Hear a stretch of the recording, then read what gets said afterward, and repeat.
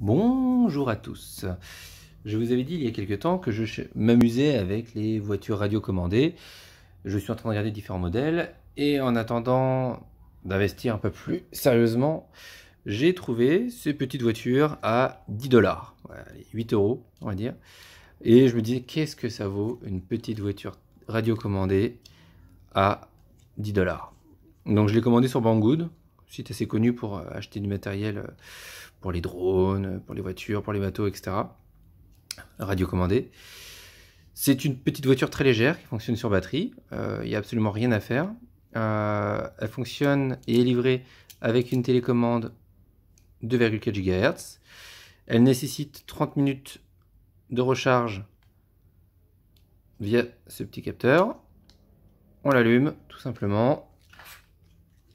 Alors j'en profite pour inaugurer mon nouveau trépied qui me permet de vous montrer mes deux mains. J'allume la télécommande et normalement, alors comme j'ai du parquet, ça marche pas toujours. Ah oui, il y a un petit décalage. Hop, les petits accidents, ça arrive avec les enfants. Alors, ça va assez vite, hein, de façon générale. Ça va beaucoup plus vite que la plupart des voitures que l'on voit et que l'on achète en magasin. Pour la simple et bonne raison que ce n'est pas une voiture pour les enfants. D'ailleurs, le petit guide en moitié chinois, moitié anglais le dit. Ce n'est pas un jouet pour les enfants. Déconseillé au moins de... non, je crois qu'il y a... Je vais regarder. Non, ils disent enfants, ils ne mettent pas d'âge. Tout ça pour deux raisons. La première, c'est que je pense que d'un point de vue norme, ça n'a pas été ultra testé. Le deuxième, c'est tout simplement que le bousin est extrêmement fragile. Vous avez les pneus qui sont en mousse, que vous pouvez enlever en un morceau. Il y a plein de petites vis qui peuvent s'en aller très facilement. Il y a le capot qui s'en va, hop, aussi simplement que ça. Donc plein de petits bouts qu'il faut mettre hors de portée des enfants. Ce qui est assez frustrant pour les miens, vous vous en douterez, vu qu'ils ont envie de jouer avec les petites voitures. Alors c'est sous surveillance de papa, bien évidemment, mais ils ne peuvent en aucun cas la manipuler avec leurs mains. Là je vais tout doucement.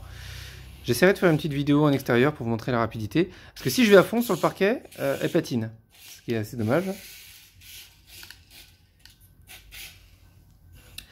L'autre point que je voulais évoquer, c'est que c'est extrêmement fragile.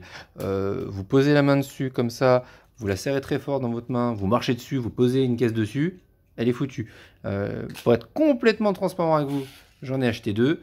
Il y en a déjà une qui est morte. Je n'arrive plus à la recharger. Je ne sais pas si c'est un des gamins qui a voulu la recharger tout seul et qui a abîmé les encoches. Mais en tout cas, voilà.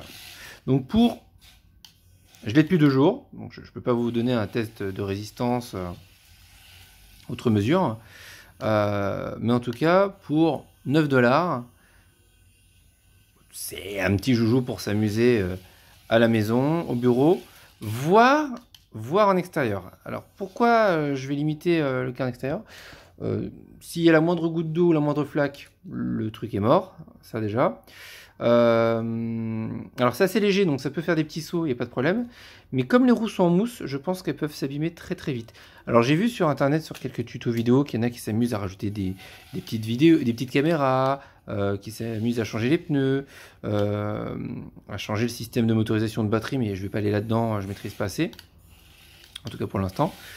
Mais j'essaierai de vous faire une petite vidéo en extérieur pour vous montrer la rapidité. Voilà. Salut!